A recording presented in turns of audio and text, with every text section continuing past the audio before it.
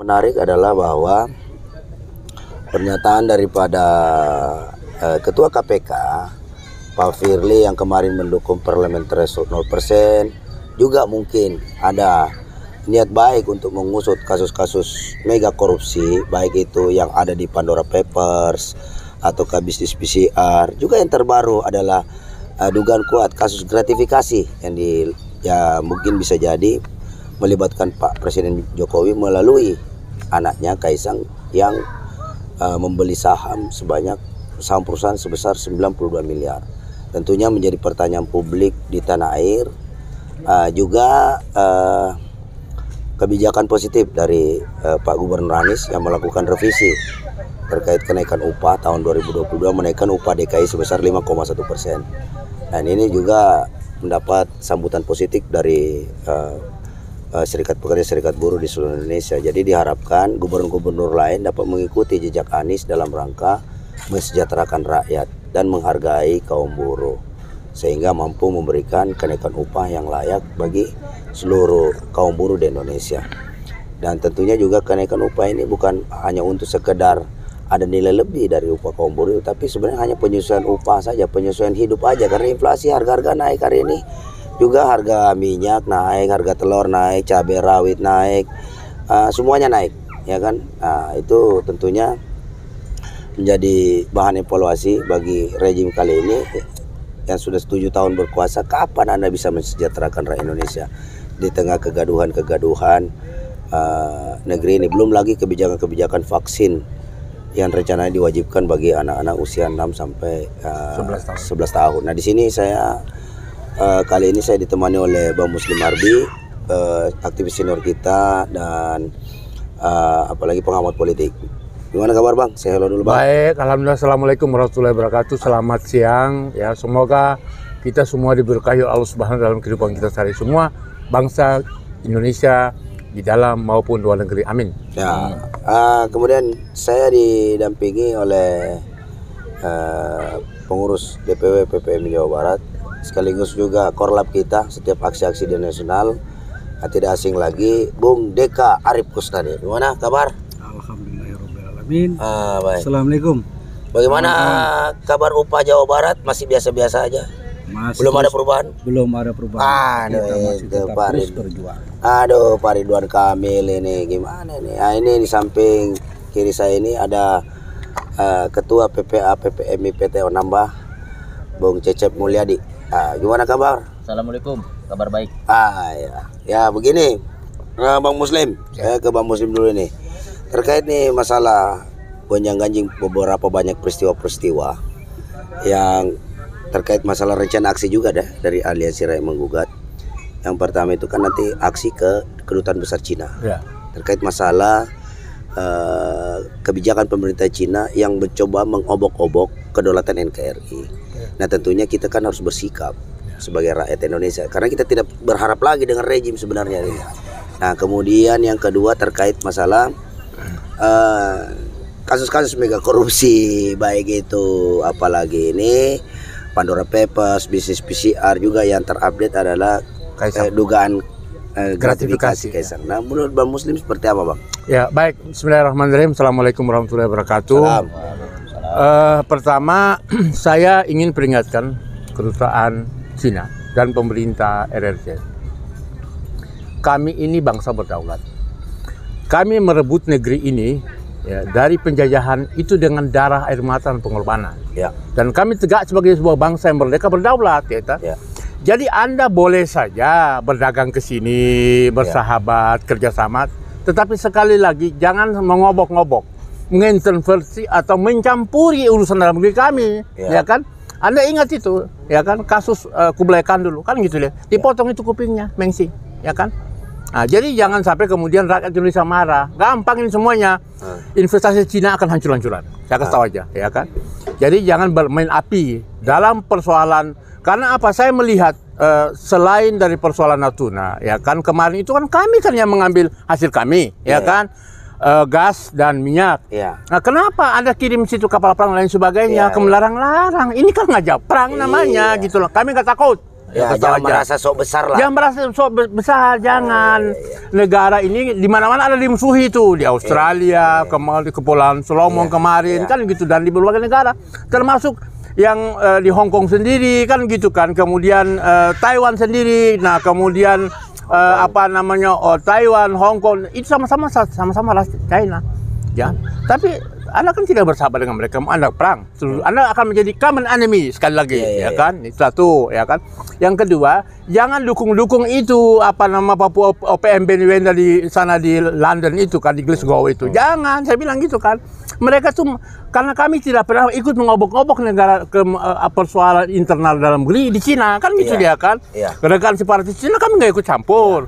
Persoalan Uyghur itu kan persoalan muslimin. Iya kan?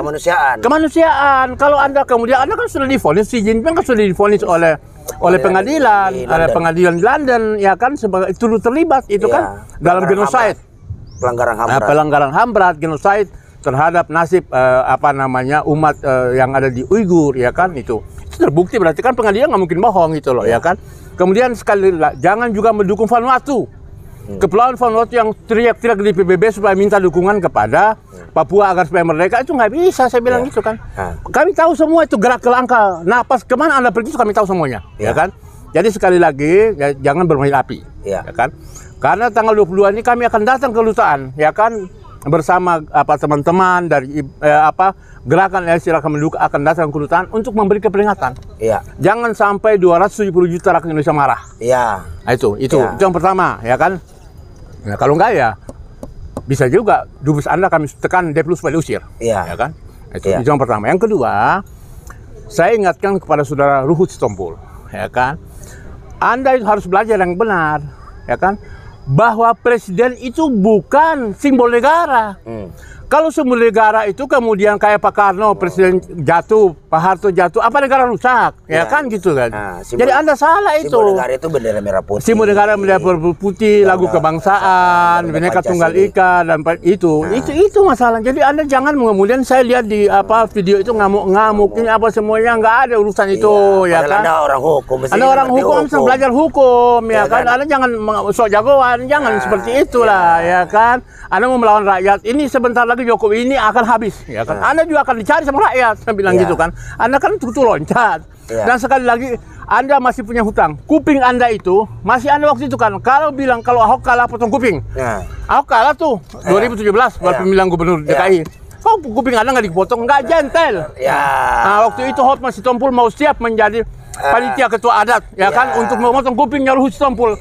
Anda jangan ngomong besar, keluarga Anda juga cakak-cakan, ya kan. Anda pernah dihukum, ya kan, di DPR kala-kala itu. Jadi dia sekedar hanya gertak sambal. Jangan gertak sambal, kami nggak takut, ya kan. Kami demi cinta negeri ini, siapapun yang melawan, ya kan, kepentingan rakyat dan kepentingan lebih besar berhadapan dengan rakyat. NKRI mengganggu kedaulatan NKRI pasti. Mengganggu kedaulatan NKRI itu. Jadi siapapun ya, jadi Anda janganlah ya begitulah, ya kan, jangan nantang-nantang lah, jangan tekan-tekan. Ini persoalan Kaisang, ya kan. Persoalan Kaisang ini adalah persoalan memang ini gratifikasi. Seorang anak presiden itu tidak boleh menerima apapun, ya kan. Jadi kalau misalnya ada beli saham selama sekitar, bapaknya masih menjabat. Selama bapaknya masih menjabat. Kalaupun nggak menjabat, kalau ketahuan misalnya itu diusut, ditangkap. Emang nggak boleh tangkap, kenapa harus takut? Saya bilang gitu kan gitu. Jadi jangan kemudian saya diserang, sama lain sebagainya. Anda nggak fair. Jadi yang menyerang saya itu pasti disuruh. Pasti suruhan itu. Buzzer yang menyerang saya dan dibayar. Kami insya Allah bergerak. Jangan saya sampai kesini ya Gojek. Ruhut termasuk kelompok buzzer. Jadi jangan Ruhut jangan Anda menyerang balik, jangan buzzer juga. Ferdinand Hutahian. Ferdinand itu kan kawan saya. Padahal jadi Anda jangan begitulah, ya kan. Kita ini berkawan gitu loh, dan kekuasaannya akan habis, ya kan. Jadi jangan Anda membabi buta, ya kan, bela rejim seperti itu, ya kan. Jadi dan itu yang kedua. Yang ketiga, kami mendukung Firly Bahuri. Kami di belakang Firly Bahuri. Ketika Firly Bahuri, ya kan, dengan keberanian, dengan semangat Lalu kemudian tiba-tiba turun ya namanya itu telegram dari Kapolri. Ingat, Firly itu diangkat oleh undang-undang. Iya, melalui pansel. Iya, panitia seleksi di DPR. Ya kemudian kan? dilantik oleh presiden. Ya kan, jadi beda mekanismenya. Bahkan kedudukan Firly sebagai ketua KPK setara dengan Kapolri. Nggak bisa. Karena sama-sama dilantik presiden. Iya. Jadi jangan lagi lah Pak Sigit, ya kan? Kalau begitu nanti Anda bisa, jangan-jangan oligarki yang bermain di belakang Pak Sigit ini kan gitu kan, karena terganggu. Iya kan, karena manuver-manuver Bung Firly Bahuri itu bisa dianggap mengganggu kepentingan oligarki, menyangkut masalah VCR, ya kan, menyangkut masalah Pandora Papers, kemudian kasus-kasus korupsi yang lain. Ketika Firly Bahuri sebagai ketua KPK berdasarkan tupoksinya melakukan pengusutan, tiba-tiba ditarik, cemen amat. Bang Firly itu kan perlu membuktikan diri dulu juga setelah dia menghalau 58 orang 57 ASN, orang ASN itu dinyatakan tidak lolos tes wawasan kebangsaan. Nah tentunya dia harus membuktikan bahwa KPK ini harus lebih baik daripada setelah betul. Dan sekarang sudah ada niat baik, harusnya kan didukung. Dan gonjang-ganjing sudah selesai. Selesai. Jadi jangan lagi membuat kasus cicak buaya baru. Ya kayak dulu zaman Sisno Juaji itu kan gitu, janganlah. Udahlah, biarkanlah KPK itu tenang, dia independen, jangan diganggu, ya kan, jangan intervensi, biarkanlah Firly Bahuri bekerja secara benar dan baik sesuai dengan tupoksi dia dan semangat dia untuk berantas korupsi. Masa gara-gara bikin statement PT 0% langsung harus ditarik, cemen amat itu loh, ya kan? Dan ketemu dengan apalagi ini fraksi DPD ya?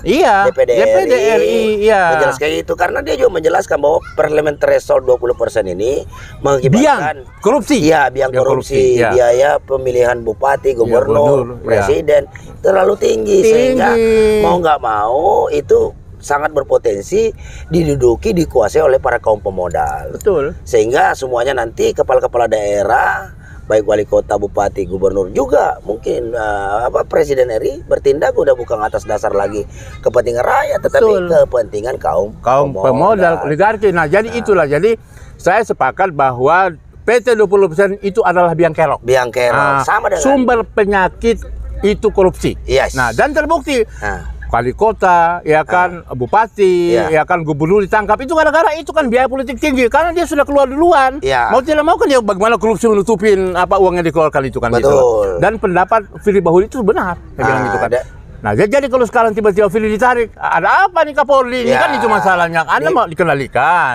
Dimutasi ke Pati. Iya, Pati. Apalagi ini sebagai perwira tinggi kan. Pati. Tapi non-job. Perlu diperjelas ke publik bahwa kewenangan di internal kepolisian ya, melakukan mutasi atau tour of duty lah. Tetapi khusus untuk jabatan Pak Firly sebagai ketua KPK itu tidak bisa diganggu gugat karena sejatinya ketua KPK ini kan melalui pansel, melalui tahapan seleksi, kemudian ada pansel di DPR RI, kemudian melalui tes profit fit and proper test kan? Di Komisi 3. Di Komisi 3, kemudian setelah itu lolos, disetujui oleh parlemen, kemudian dilantik oleh presiden. Sama dengan Kapolri juga. Kapolri juga diusulkan memang itu kalau Kapolri justru malah itu lebih banyak kewenangan daripada presiden. Bukan DPR. Nah, tapi kalau KPK ini melalui sebuah proses seleksi yang cukup panjang. Jadi karena sama-sama dilantik oleh presiden, jadi antara Pak Listio dengan Pak Firly ini setara sebenarnya. Tidak bisa memimpin sama-sama lembaga hukum. Nah, cuma lembaga hukumnya Pak Lis ini adalah Kepolisian Republik Indonesia, Pak Firly adalah Komisi Pemberantasan Korupsi dan independen. Lembaga ad hoc, dan kita dukunglah setiap upaya-upaya baik itu pihak kepolisian atau pihak KPK sendiri untuk memberantas korupsi karena penyakit di Republik ini adalah korupsi. Teroris yang sebenarnya di Republik ini adalah koruptor. Yang mencari-cari terus musuh bangsa, musuh rakyat, dan musuh alam semesta. Musuh agama, semua agama. Pokoknya musuh abadi lah itu koruptor itu.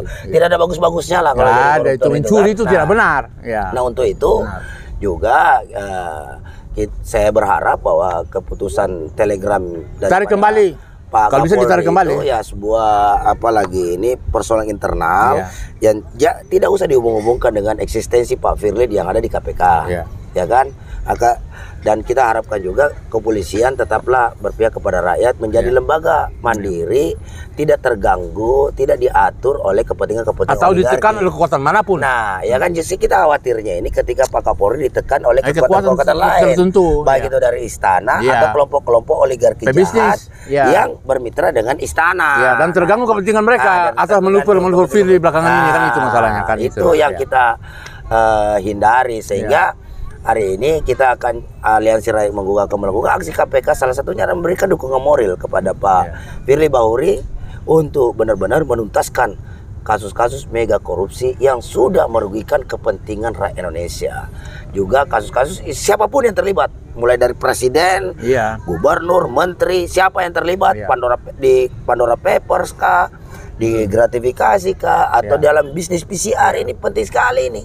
Karena ini jelas-jelas merugikan kepentingan bangsa dan kita akan memberikan dukungan kepada Pak Firly. Makanya kemarin di podcast kami bahwa jika Pak Firly Bahuri ini benar-benar bersungguh-sungguh memberantas korupsi, apalagi bisnis PCR, Pandora Papers, jangankan bintang 4 buat Bapak, bintang 7 kita usulkan. Kita usulkan saking karena itu prestasi yang luar biasa.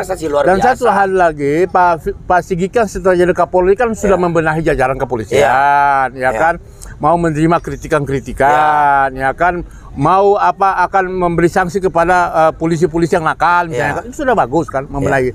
Jangan lagi dengan ini rusak polisi lagi. Nah itu dia, apalagi Pak Kapolri tadi pagi udah menyatakan bahwa dengan munculnya tagar viral pasti selesai, ya kan? Itu kan publik menyatakan, ini ada di berita bahwa laporan-laporan memviralkan kejadian itu seakan-akan memberikan laporan bahwa kondisi hari ini publik tidak percaya dengan kepolisian, dengan memviralkan pasti akan dituntaskan. Nah, dengan cara seperti itu kan tentunya mendistorsi kewibawaan kepolisian kita di mata rakyat Indonesia, dan itu sudah disadari oleh Pak Kapolri. Jangan sampai juga yang diharapkan juga Telegram ini sama sekali tidak ada hubungannya dengan, dan kalau bisa ditinjau ulang kalau jabatan daripada Pak Firly sebagai ketua KPK, dan memang tidak ada hubungannya sebenarnya. Kalau kita lihat secara substansi, ya, karena KPK sendiri, Kapolri sendiri, justru Pak Firly dengan Pak Listio setara ini kedudukannya, sejajar gitu ya, sama-sama lembaga penegakan makanya kan hukum. Pernah kita usulkan supaya bintang 4 kan itu masalahnya kan. Cuma lembaga Pak Firly lex spesialis khususnya untuk korupsi. Kalau korupsi kan semua kejahatan umum maupun tertentu kan, itu Anda itu yang ini. Itu. Kemudian juga bagi para buzzer yang jangan baperan kayak gitu. Kalau ada kritikan dari Bang Muslim, itu kan semua di Indonesia ini kan kita bebas menyampaikan pendapat. Selama yang kita sampaikan secara objektif, sistematis, toleran, jujur, benar dan adil, mengutip teori daripada senior kita Bang Egy Sujana, tidak ada yang perlu ditakutkan. Tidak ada yang perlu ditakutkan. Yang disampaikan kemarin oleh Bang Muslim ini kan sebuah fakta. Memang benar kok Kaisang membeli saham 92 miliar. Ya kan? Terus dari mana uang itu kan, itu masalahnya kan. Pertanyakan dari mana sumber uang itu. Karena setahu publik bahwa Kaisang ini hanya berusaha jualan pisang goreng dan martabak. Tentunya tidak logis, belum luar biasa sekali. Entah jenis pisang goreng atau martabak yang harganya miliaran. Apa ini kok sampai udah keuntungan miliaran rupiah begini? Ini kan luar biasa sekali. Paham itu. Sehingga Presiden Jokowi wajib mengurai sumber dana itu, menjelaskan kepada publik. Kalau tidak, Pak Jokowi bisa dituduh lagi. Patut diduga memang terima kasih. Nah, Anda kemarin minta proses cendana. Karena nepotisme, korupsi dan kolusi. Nah, sekarang anaknya sendiri bagaimana? Sekarang anak Anda sendiri. Nah, sekarang harusnya konsisten dong. Jangan sampai Pak Jokowi ini setelah kemarin digelari oleh mahasiswa The King of Lip Service. Nah, sekarang tambah lagi gelarnya The King of Nepotisme. Iya, bisa juga, bisa jadi. Kan terbukti nepotisme kan anaknya jadi wali kota, mantunya jadi wali kota. Sekarang anak yang laki yang nomor 3, ya kan, nomor 3 ini main saham dengan ratusan miliar. Laporan LKPHN itu bapaknya cuma punya uang 50 M. Iya, tapi kok tiba-tiba anaknya kok. Tapi yang menarik juga statement dari Bung Niko tuh di Twitternya menyatakan, ya kalau saya anak presiden kecil ngumpulin duit 100 miliar. Iya, satu hari bisa selesai. Iya, karena itu. Jadi Pak Jokowi sekali harus membuktikan. Kalau tidak bisa, ya tugas KPK atau pihak kepolisian dalam ini mengusut. Mabes Polri bilang dulu. Direktorat tindak pidana tipiter tertentu harus mengusut ini. Kalau tidak, publik wajib mempertanyakan. Jadi jangan sampai nanti hal-hal seperti begini bisa dilakukan oleh anak-anak para pejabat. Ini berbahaya sekali buat kondisi demokrasi kita juga, apalagi ini tingkat korupsi ini, apalagi indeks korupsi Indonesia yang sudah semakin merosot, dengan kejadian seperti ini makin merosot lagi di mata internasional. Dan satunya lagi, jika putra presiden dibiarkan seperti itu, nanti putra gubernur, putra bupati, itu anak presidennya begitu, kita lebih parah lagi. Itu bisa jadi seperti itu kan, gitu masalahnya. Betul, Bang. Nah, yang ketiga ini saya juga mengucapkan selamat juga kepada Bung Anies, meskipun nanti akan diuraikan panjang lebar oleh sudah Bung Deka, ya kan. Itu benar. Jadi tolonglah, ya kan, Gubernur Jawa Barat, Banten, ini kan tetanggaan nih, ya kan. Masa Gubernur DKI Anies Baswedan bisa melakukan itu, menemui demonstran, berdialog. Masa Anda nggak bisa lari-larian? Kan itu nggak boleh begitu pemimpin itu. Pemimpin kok takut itu loh, bagaimana sih? Saya nggak paham. Sembunyi di balik itu, baru kemudian ngomong-ngomong apa. Sekarang dia pergi ke Depok sama ke Bogor, ketemu di area kemarin. Kok kemarin nemuin teman-teman buruh sampai 2 hari kami nginap di gedung sate, kagak berani dia. Gimana bikin malu alumni TB aja loh. Malah curhat katanya mimpi ketemu dengan Luhut. Didatangi Luhut, waduh ini gimana? Nah, ini ada Bung Deka di sini. Situasi perkembangan di buruh sendiri terkait masalah penetapan upah seperti apa, Bung Deka? Ya. Baik, assalamualaikum warahmatullahi wabarakatuh. Waalaikumsalam. Terima kasih. Ya. Ini sangat mantap apa yang menjadi keputusan Pak Anies Baswedan sebagai Gubernur DKI Jakarta, yang dimana berani merevisi dari keputusan UMP yang kemarin itu berubah menjadi 5,1, kenaikan upah 5,1%. Nah, ini sebagai barometer juga buat kita sebagai warga buruh atau di Jawa Barat, pekerja di Jawa Barat, untuk mendorong apa yang menjadi rekomendasi wilayah kabupaten kota yang ada di Jawa Barat untuk mendorong kembali persoalan pengupahan yang ada di Jawa Barat. Apalagi kemarin sudah di Gubernur Ridwan Kamil. Iya, sudah ada di acara berita pleno kan, rapat pleno Dewan Pengupahan Provinsi kalau nggak salah, itu rekomendasi kenaikan di terutama 9 kabupaten kota yang tidak mengalami kenaikan itu ya. Ya, itu. Nah, makanya kemarin sedikit kita dengan adanya perkembangan berita yang pertama itu saya lihat perkembangan berita dari Gubernur Sumatera Utara, Pak Edi, Gubernur Sumatera Utara yang mantan jenderal itu ya, Bang Kostrat. Nah, melihat dari dia mengacu kepada PP 78 dalam sistem pengupahannya, dia tidak mengacu kepada PP 36. Nah, ini sangat luar biasa. Menarik. Perlu kita dukung. Dari 2 gubernur ini berani mengambil keputusan di luar PP 36 karena berdasarkan putusan MK mengenai Undang-Undang Cipta Kerja inkonstitusional. Nah, itu langkah itulah yang menjadi keputusan 2 gubernur ini. Ditambah lagi pertimbangan Gubernur Anies Baswedan, yaitu mengenai inflasi dan pertumbuhan ekonomi, itu dilihat dari situ. Jadi perhitungan Pak Anies Baswedan dalam mengevaluasi pengupahan di provinsi DKI Jakarta atau ibu kota itu 5,1% itu melihat dari perkembangan inflasi dan pertumbuhan ekonomi. Bagaimana kita mau tumbuh kalau dari sisi kenaikan upah dari pekerja sendiri itu tidak ada kenaikan. Nah, maka dari itu kami dari Aliansi Jawa Barat, insya Allah saya mewakili dari teman-teman Aliansi Jawa Barat, insya Allah kita akan berkoordinasi kembali untuk mengambil sikap apa yang menjadi referensi dari Gubernur Gubernur DKI dan Gubernur Sumatera Utara ini menjadi referensi untuk Jawa Barat dalam pengembangan untuk penetapan upah jadi UMK. Perkembangan di ini aliansi-aliansi di daerah maupun aliansi buruh Jawa Barat akan melakukan konsolidasi ya, akan melakukan dan konsolidasi akan mendesak kembali. ya, akan mendesak yang dimana dari dua gubernur ini Sumatera Utara dan DKI berani mengambil keputusan dalam menentukan pengupahan di tingkat provinsinya masing-masing gitu ya. Mungkin itu. Jadi ya seharusnya ya Pak Ridwan Kamil, Pak Wahidin Halim ya. Banten. Gubernur penunjang yang DKI Jakarta. Gubernur Banten ini kan tiga daerah ini, DKI, Banten dan Jawa Barat ini adalah sentra industri terbesar di Indonesia. Asia. Ya kan? Nah, jadi harusnya kalian itu peka terhadap ini, dan juga tidak ada hukum yang dapat memberikan punishment terhadap gubernur ketika dia melakukan revisi terkait masalah UMP 2020. Tidak ada sanksi yang bisa memberikan itu. Siapa apa ini dasar hukumnya? Tidak ada.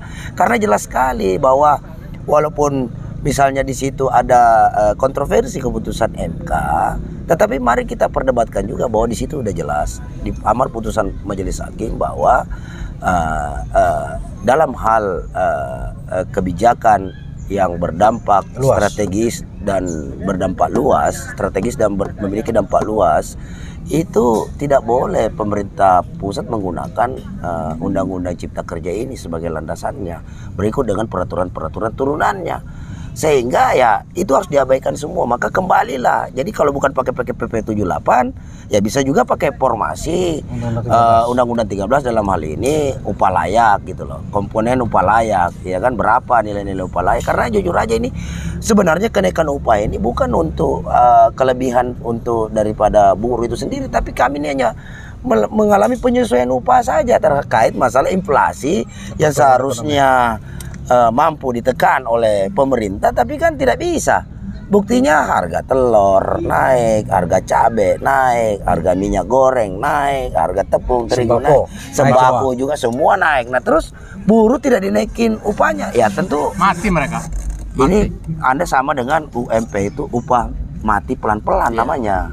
Anda membunuh ya itu Anda membunuh pelan-pelan, dan itu jelas sekali bahwa gubernur bahkan Presiden RI itu melanggar sumpah jabatannya dalam hal ini setelah melanggar konstitusi kita sendiri, karena tugas daripada kepala daerah maupun kepala negara itu adalah mensejahterakan rakyat Indonesia. Salah satu meningkatkan bukti mensejahterakan itu adalah dengan menaikkan upah layak, memberikan upah layak, memberikan kerja layak, memberikan kepastian kerja yang layak.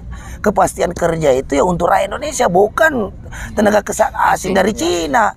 Tenaga kerja asing Cina berjuta-juta masuk ke Indonesia, upahnya juga minimal 15 juta. Nah, sementara kami buruh Indonesia banyak yang menjadi korban PHK, dirumahkan, gajinya tidak dinaikkan, bahkan gajinya banyak yang mengalami pemotongan. Nah ini kan sebagai bentuk abainya negara berpihak kepada kaum buruh. Maka wajar ketika kaum buruh turun ke jalan minta kepada Ridwan Kamil untuk segera mengikuti langkah-langkah yang dilakukan oleh Gubernur DKI Anies, ya kan, dan Gubernur Sumatera Utara Pak Edi Rahmayadi untuk segera memberikan upah layak. Jadi abaikanlah PP 36 itu sudah didukung kok dengan putusan Mahkamah Konstitusi. Nah kalau Anda tidak bisa memberikan itu, nah Presiden juga tidak bisa diam. Kalau Presiden membiarkan kondisi lebih bagus mundur. Lebih bagus Pak Jokowi mundur saja. Dan itu tidak bukan tereng aling-aling, dan itu sudah bagian daripada isu pergerakan kaum buruh hari ini, berani menyampaikan, menyuarakan, turun ke jalan minta kepada Presiden Jokowi untuk mundur saja dari jabatannya kalau tidak mampu mensejahterakan rakyat Indonesia. Itu. Dan satunya lagi, harapan adanya Omnibus Law ini kan mengundang investor. Ya. Nah, kalau kondisi upah buruh seperti ini dan buruh bergerak, investor mana yang mau datang? Ya, iya. Dan ini yang kemudian dikeluhkan oleh Sri Mulyani. Ya. Sri Mulyani sebagai menteri yang berani ngelawan presiden. Nah, kan itu masalahnya kan. Jadi ini bullshit, ini salah satu kegagalan dari pemerintah Jokowi hari ini. Dianggap dengan membentuknya undang-undang Omnibus Law ini, dia bisa mengundang investor, malah ini menciptakan malapetaka buat buruh, buat bangsa, buat negara. Ini akan dalam konjangannya akan terus bergerak. Nah itulah makanya kan ini akibat daripada arogansi, daripada egonya Presiden Jokowi, ditambah lagi kebodohan DPR RI, membuat undang-undang Omnibus Law ini seperti bikin Indomie telur aja. Jadi kan saking tergesa-gesanya mengabaikan semua pendapat-pendapat daripada guru-guru besar kita, kelompok-kelompok masyarakat, mahasiswa, buruh, tani yang sudah memprotes sejak dari awal, tetap memaksakan dalam 100 hari kerja menjadi undang-undang. Nah, sehingga ketika berdampak terhadap undang-undang Omnibus Law yang dinyatakan inkonstitusional oleh Mahkamah Konstitusi, maka senjata makan tuan. Jadi di mana-mana buruh melakukan perlawanan. Justru malah tidak menciptakan iklim yang kondusif.